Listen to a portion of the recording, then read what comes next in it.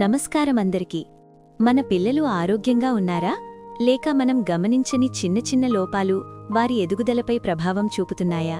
చాలా తల్లిదండ్రులు గమనించని ఒక ముఖ్యమైన విషయమేమిటంటే పిల్లల్లో ఐరన్ అండ్ కాల్షియం లోపం. ఈరోజు వీడియోలో ఈ లోపాల లక్షణాలు, కారణాలు, సరైన ఆహారం మరియు సులభ పరిష్కారాలు అన్నీ క్లియర్గా తెలుసుకుందాం.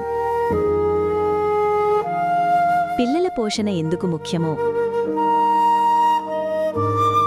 చిన్నపిల్లల ఎదుగుదల అనేది ఒక బిల్డింగ్ నిర్మాణం లాంటిది. బేస్ స్ట్రాంగ్ అయితేనే బిల్డింగ్ స్ట్రాంగ్గా ఉంటుంది. అలాగే సరైన పోషకాలు ఉంటేనే పిల్లలు బలంగా, చురుకుగా, తెలివిగా పెరుగుతారు.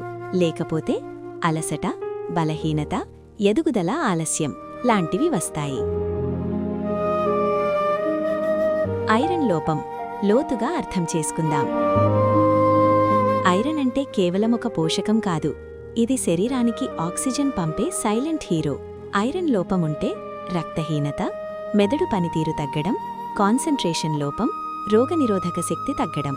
పిల్లల్లో కనిపించే సంకేతాలు: ముఖం తెల్లగా కనిపించడం, త్వరగా అలసిపోవడం, ఆడుకోవాలనిపించకపోవడం, చిరాకు. చాలాసార్లు ఇది స్లోగా వస్తుంది, అందుకే పేరెంట్స్ గుర్తించలేరు. ఐరన్ పెంచే ఆహారం ఇది చాలా సింపుల్. ఆకుకూరలు, పాలకూర, మెంతి, పప్పులు, శనగలు, పెసర్లు, బెల్లం, ఖర్జూరాలు, పండ్లు, దానిమ్మ. గోల్డెన్ టిప్: విటమిన్ సి, నిమ్మ, ఆరెంజ్ తో కలిపి ఇస్తే ఐరన్ త్వరగా శోషించబడుతుంది. కాల్షియం లోపం ఎముకల భవిష్యత్తు. కాల్షియం లేకపోతే పిల్లల ఎముకలు బలహీనంగా తయారవుతాయి.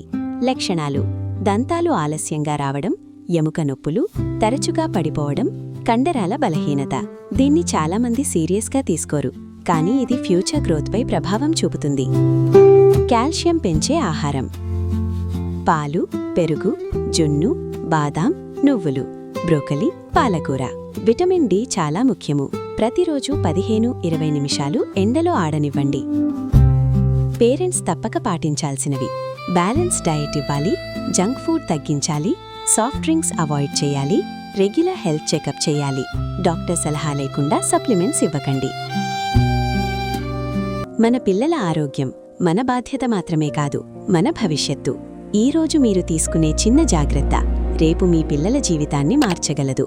వీడియో నచ్చితే లైక్ చేయండి, షేర్ చేయండి, సబ్స్క్రైబ్ చేయడం మర్చిపోకండి.